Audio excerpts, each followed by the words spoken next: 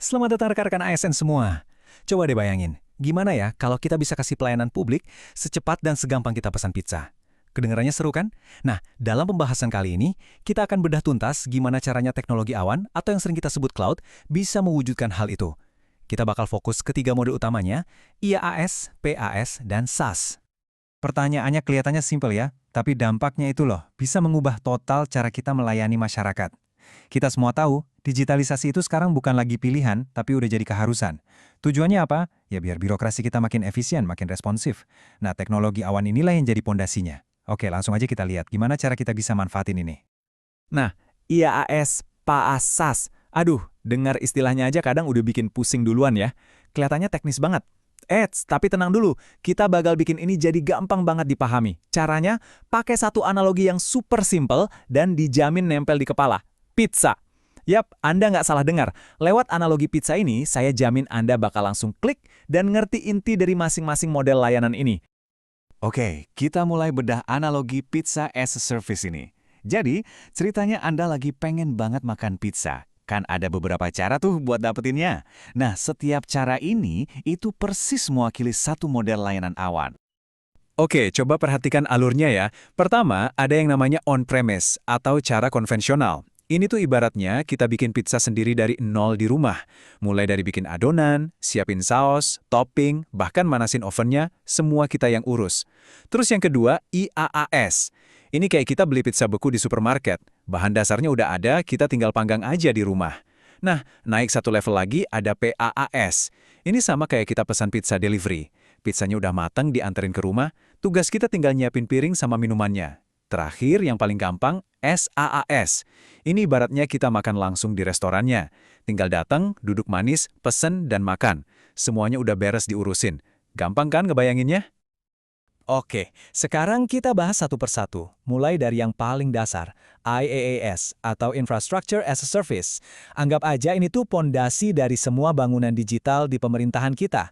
Lapisan paling bawah, tapi justru ini yang ngasih kita fleksibilitas paling tinggi.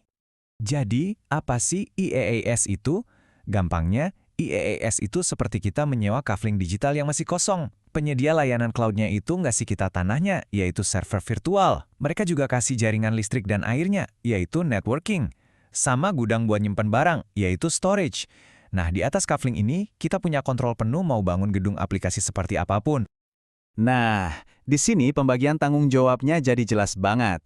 Coba lihat, yang di sebelah kiri itu urusan penyedia cloud, jaringan, penyimpanan, server virtual, semua infrastruktur dasarnya mereka yang urus. Nah, yang di sebelah kanan itu jadi tanggung jawab kita, instansi pemerintah. Kita yang ngelola sistem operasinya, aplikasinya, dan yang paling penting, data publiknya. Jadi kendalinya tetap di kita.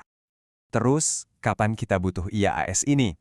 Contoh paling umum, ya buat hosting website resmi atau portal layanan publik. Tahu kan, trafficnya kadang bisa tiba-tiba melonjak tinggi? Nah, IaaS bisa handle itu. Atau yang lebih krusial lagi nih, untuk sistem backup data strategis dan pemulihan bencana.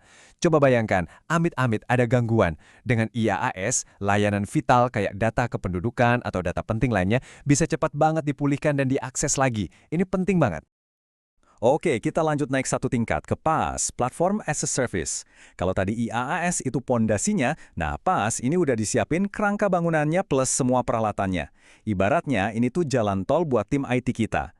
Mereka bisa bangun dan rilis aplikasi layanan publik dengan jauh lebih cepat, super ngebut.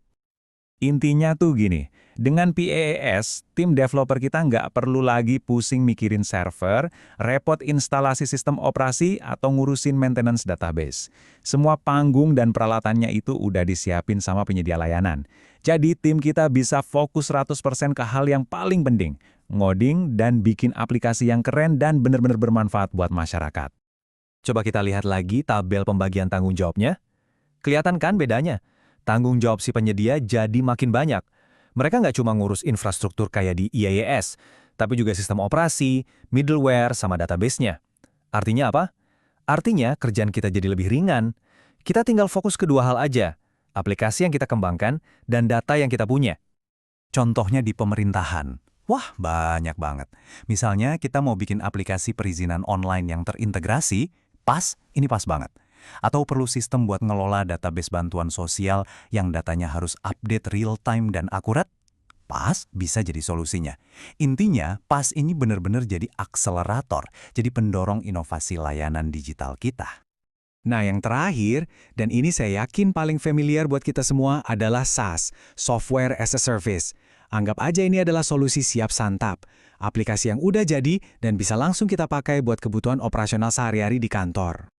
Gampangnya gini, SaaS itu adalah software jadi yang kita sewa atau langganan, bukan kita bangun sendiri.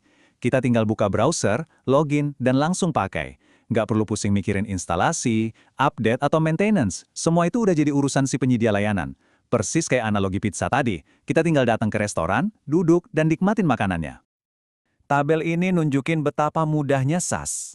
Coba lihat deh, bagian penyedia itu, mereka ngurusin semuanya.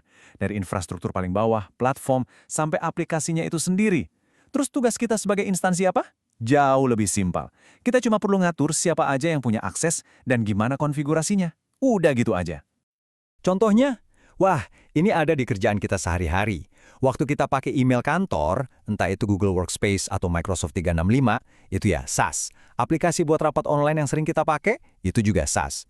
Sistem kepegawaian atau CRM, sama, itu juga SaaS. Semua ini adalah solusi siap pakai yang bikin kerjaan birokrasi kita jadi jauh lebih efisien. Oke, kita udah bahas ketiganya satu persatu.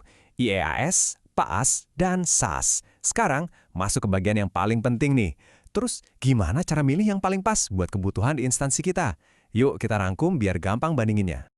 Tabel ini benar-benar merangkum semuanya. Jadi gini cara mikirnya. Kalau kita butuh kontrol penuh setinggi mungkin buat data-data yang super strategis, pilihannya AAS. Kalau kita mau tim kita bisa fokus bangun aplikasi baru tanpa pusingin server, jawabannya PaaS. Nah, kalau kita butuh solusi yang cepat, andal, dan siap pakai buat kerjaan harian, udah pasti pilihannya SaaS. Jadi, kunci utamanya sebetulnya ini rekan-rekan. Memilih model cloud itu bukan sekedar keputusan teknis, ini adalah keputusan strategis. Ini tentang bagaimana kita mengalihkan fokus dan sumber daya kita, daripada habis waktu, tenaga, dan anggaran cuma buat ngurusin mesin, kita bisa fokus penuh ke misi utama kita sebagai ASN, yaitu melayani publik dengan sebaik-baiknya. Sebagai penutup, saya mau ajak rekan-rekan untuk merenung sejenak. Coba pikirkan, program kerja prioritas apa yang sedang berjalan di instansi Anda sekarang? Dari 3 model yang barusan kita bahas, IaaS, PaaS, atau SaaS, kira-kira model mana ya yang paling bisa mempercepat program itu dan ngasih dampak paling nyata buat masyarakat? Jawabannya ada di tangan Anda. Dan sekarang, Anda sudah punya bekal untuk menentukannya. Terima kasih.